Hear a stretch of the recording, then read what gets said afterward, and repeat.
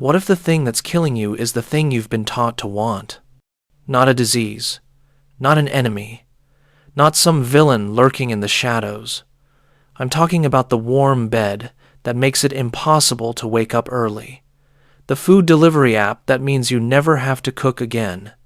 The streaming service that autoplays the next episode so you don't even have to lift a finger.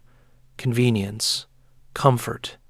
The modern luxury that everyone chases, that every company promises to deliver, that your entire life has been optimized around, and it's turning you soft, weak, dependent, a domesticated animal that forgot it used to be wild. This isn't a metaphor. This is a calculated transformation that began almost a century ago when certain men in certain rooms realized something profound. They understood that if you make people comfortable enough, if you remove every source of friction from their lives, you don't need chains to control them. You don't need guards or walls. All you need is a microwave, a recliner, and a screen. Give a man enough convenience, and he'll lock himself in his own prison and throw away the key. The year was 1933. The Great Depression had gutted America. Factories were silent. Banks had collapsed.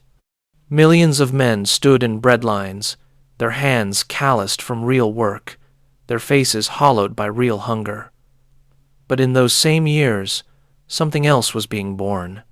Not in the factories or the farms, but in the boardrooms of companies like General Electric and Westinghouse. They were developing something revolutionary, something that would change the texture of human life forever. The electric refrigerator, the washing machine, the vacuum cleaner. Devices designed, they said, to liberate the housewife from drudgery, to give people back their time, to make life easier. The advertising campaigns were brilliant. Magazine spreads showed glowing women in pristine kitchens, freed from the tyranny of physical labor. No more scrubbing clothes by hand in a basin. No more hauling blocks of ice. No more sweeping with a broom. Progress, they called it. Liberation. The American dream made tangible in chrome and bakelite. And people bought it. Not just the appliances. They bought the story. They bought the idea that human advancement could be measured in the reduction of effort. That a good life was a life where you didn't have to struggle. But here's what they didn't tell you in those advertisements. Here's the dark truth, buried beneath the shiny promises. Every convenience comes with a cost, not the price tag. I'm talking about what it takes from you, your strength, your resilience, your ability to function when things go wrong. See, when you remove struggle from your life, you don't just eliminate the pain. You eliminate the adaptation, the growth, the calluses that form on your hands and your mind that make you capable of handling the next challenge. Think about a muscle. Any muscle in your body. If you never use it, it atrophies, it withers, it becomes weak and useless. This isn't philosophical. This is biology. This is how bodies work, and the same principle applies to everything else. Your tolerance for discomfort, your patience, your ability to delay gratification, your capacity to endure boredom or cold or hunger or effort. These are muscles too, psychological muscles. And modern life, with all its convenience, has designed the perfect environment for them to rot. Let me take you back further, before the appliances, before the Great Depression, to the late 1800s, when life in America was hard in ways most people today can't even imagine. You didn't flip a switch to get light. You chopped wood, carried it inside, built a fire. You didn't turn a dial to get heat. You maintained that fire all winter, or you froze. You didn't go to a grocery store. You grew food, preserved it, rationed it through the cold months. And if you failed at any of these tasks, you died. Not metaphorically, actually died. The people who lived in that era were different from us. Not genetically, not intellectually. but in their baseline capabilities. A 14-year-old farm boy in 1890 could butcher a pig, repair a wagon wheel, and navigate by the stars. He could handle physical pain without crying. He could work from sunup to sundown and still have energy to read by candlelight. Not because he was superhuman, because he had no choice. The environment demanded it.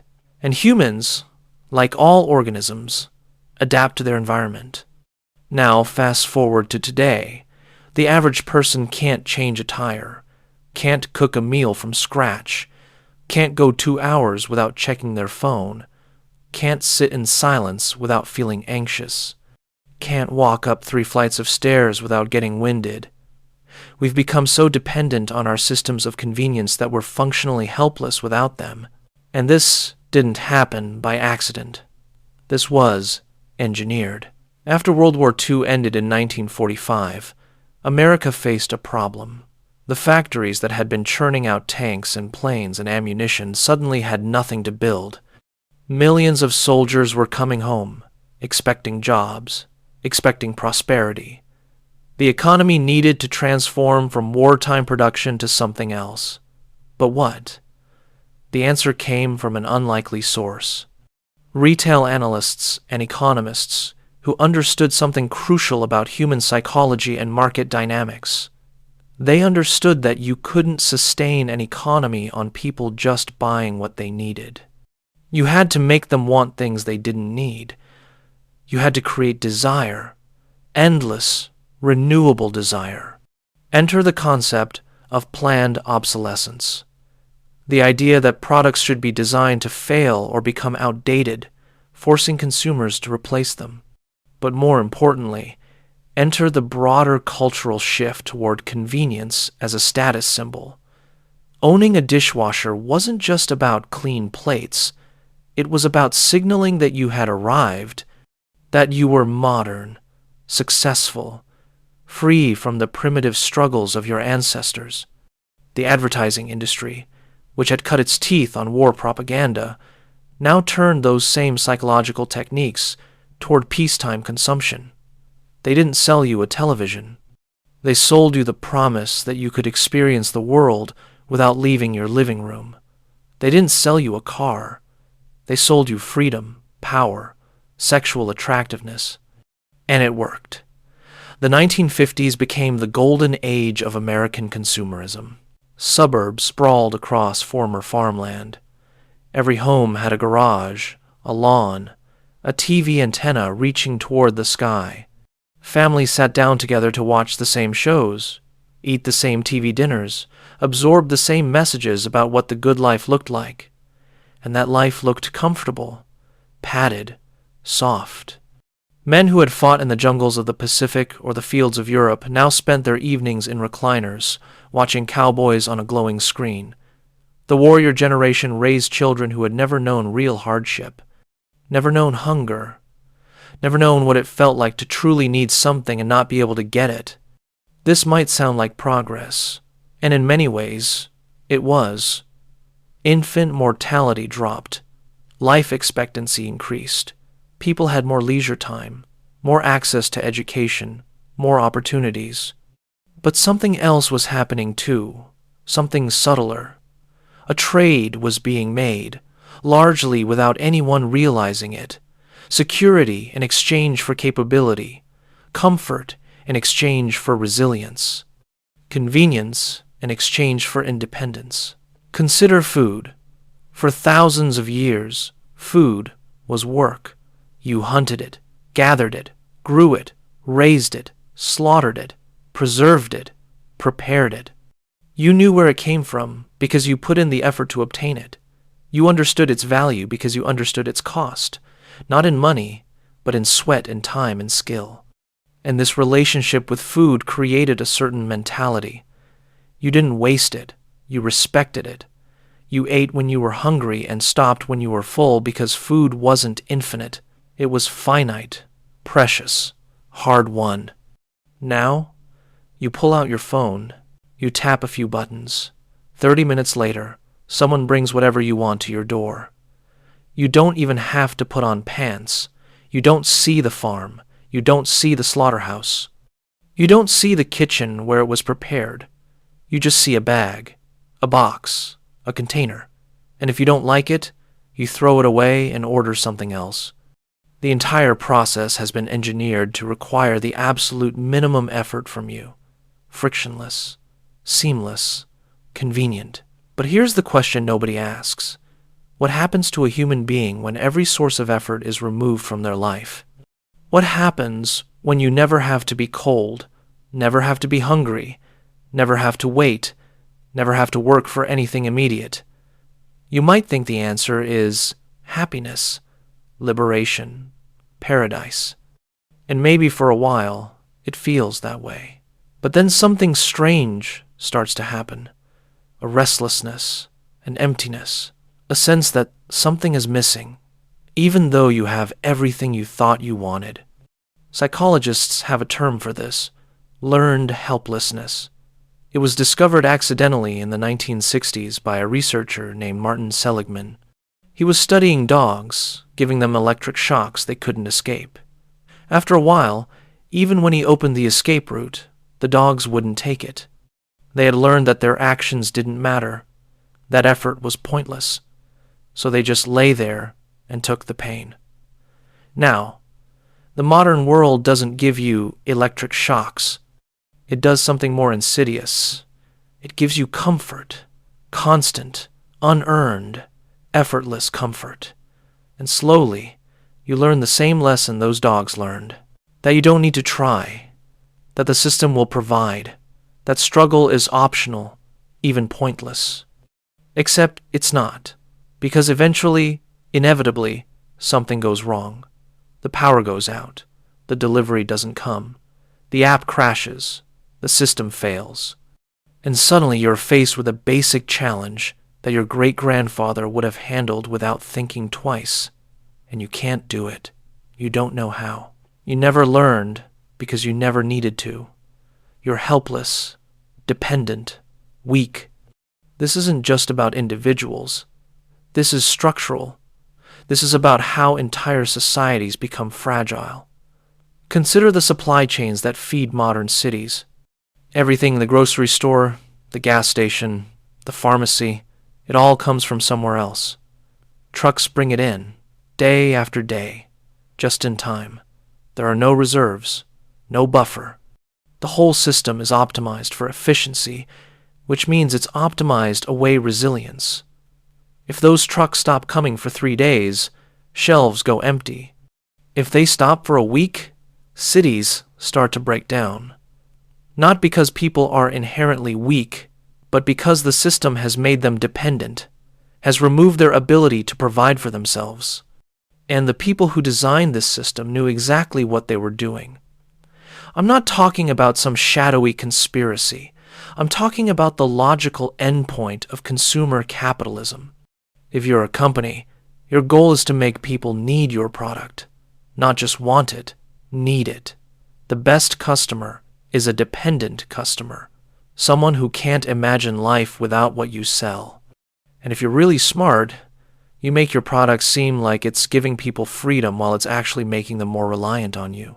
The car companies sold freedom of the open road while creating suburban sprawl that made cars mandatory. The food industry sold convenience and variety while destroying people's ability to cook.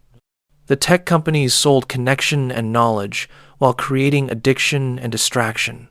Each innovation promised to solve a problem, and it did, but it also created a new form of dependence, a new weakness, and with each generation, the baseline of capability drops lower. Your grandfather could rebuild an engine. Your father could change the oil. You call AAA. Your grandfather could build a bookshelf. Your father could assemble IKEA furniture. You watch YouTube and still mess it up. This isn't about intelligence. It's about practice, experience, the accumulation of skills that comes from actually doing things instead of having them done for you. Now, here's where it gets really dark, because the same dynamic that makes you dependent on systems also makes you dependent on the people who control those systems. political theorists have understood this for centuries. If you want to control a population, you don't need an army. You just need to control their food, their water, their energy, their information. Make them reliant on infrastructure they can't maintain themselves. Then, they have no choice but to comply with whoever controls that infrastructure. This isn't speculation. This is how every authoritarian regime in history has operated. Control the resources. Control the people. And what's happening now, in the 21st century, is a kind of soft authoritarianism, not enforced by guns, but by convenience, by making the easy path, the comfortable path, the only realistic path. You could grow your own food, but it's so much easier to order it. You could learn to fix things, but it's so much easier to replace them. You could disconnect from the digital systems that track your every move, but then you can't function in modern society. You can't get a job, can't pay bills, can't access services. The cage is invisible, but it's real, and it's made of comfort. Let me tell you about a man named Edward Bernays. You probably haven't heard of him, but you've lived your entire life under the influence of his ideas. He was the nephew of Sigmund Freud, and in the 1920s, he essentially invented modern public relations. Propaganda, they called it then, before that word got a bad reputation. Bernays understood something revolutionary. He understood that you couldn't just tell people what to buy, you had to make them want it on a deeper level. You had to associate products with emotions, with identity, with social status. His most famous campaign was for the American Tobacco Company. Back in the 1920s, it wasn't socially acceptable for women to smoke in public. This represented a massive, untapped market. So Bernays hired a group of young women to march in the New York City Easter Parade, smoking cigarettes, which he called torches of freedom. He made sure the press was there. He framed smoking as an act of liberation, of rebellion against outdated social norms. And it worked. Women started smoking. The tobacco companies made billions, and thousands of women eventually died of lung cancer. But that's not the point. The point is the technique, the way Bernays turned a product into a symbol, made consumption into an expression of identity. This same technique has been applied to convenience. Owning the latest smartphone isn't just about having a communication device. It's about being modern, connected, successful. Using food delivery isn't just about not cooking.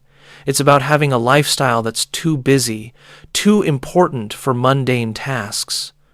Driving an expensive car isn't about transportation. It's about status. And all of these things, all of these symbols of success and modernity and freedom, they're actually symbols of dependence. They're chains that feel like silk. The really insidious part is how this system makes you blame yourself. When you feel weak, when you feel like you can't handle basic challenges, when you feel anxious and depressed and empty despite having material comfort your ancestors couldn't imagine. The message from the culture is clear. It's your fault.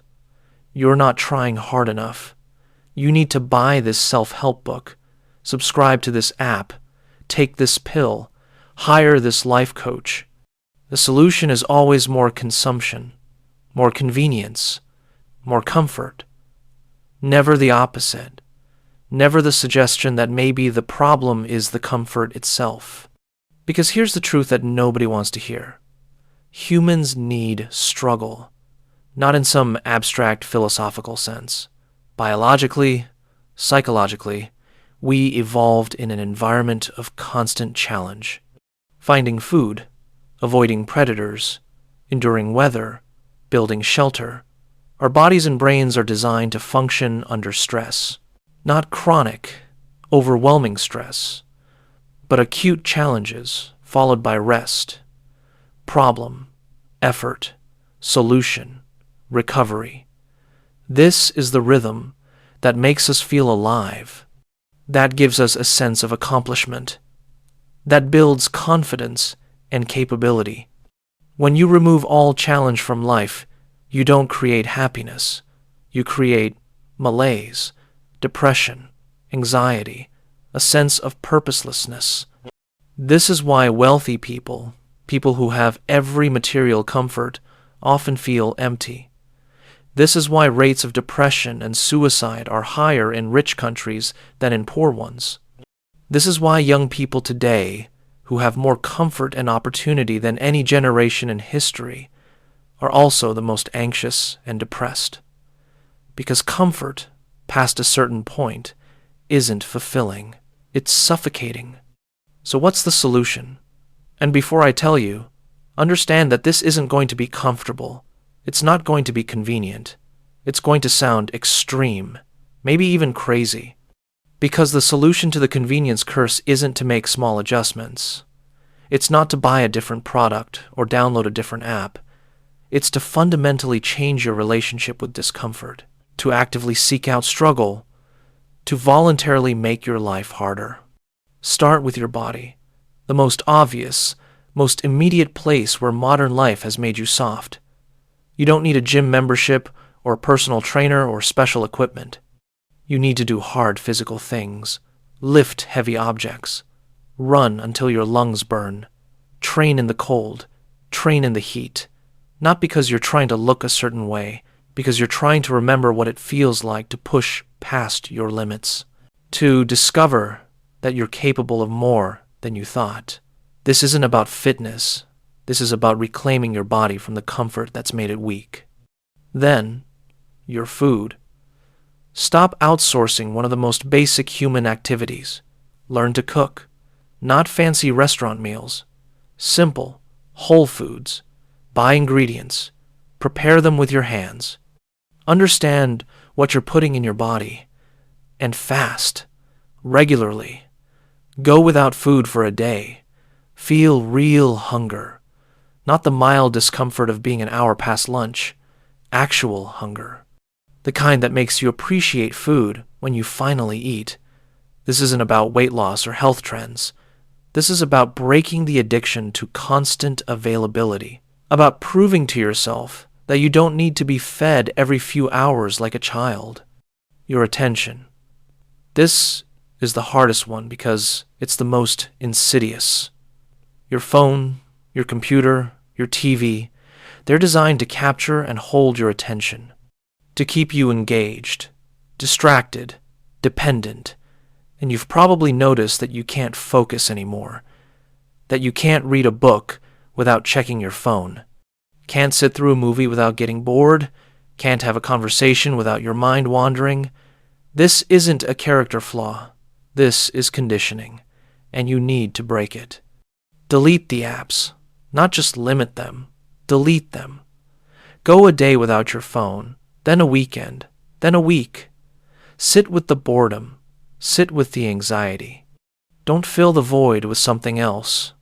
Just sit there. Let your mind wander. Let yourself be understimulated.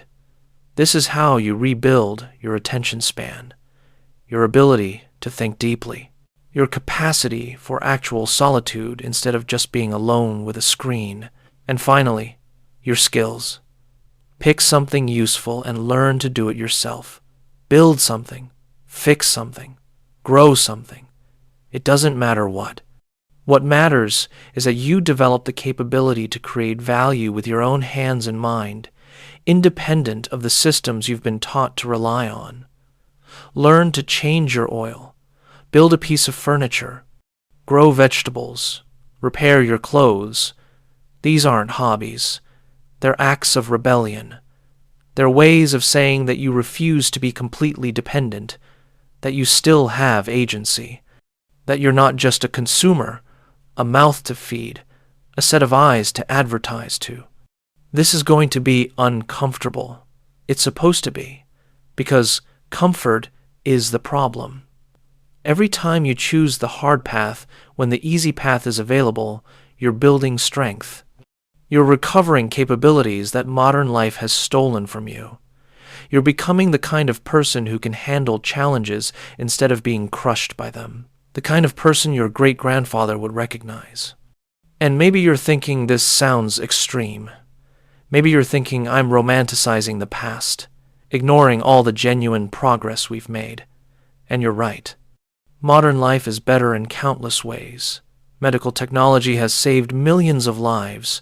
Communication technology has connected the world. We should be grateful for these things.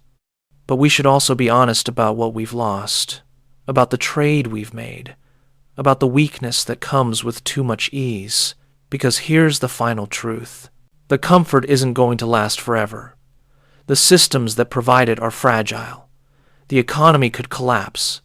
The power grid could fail. The supply chains could break.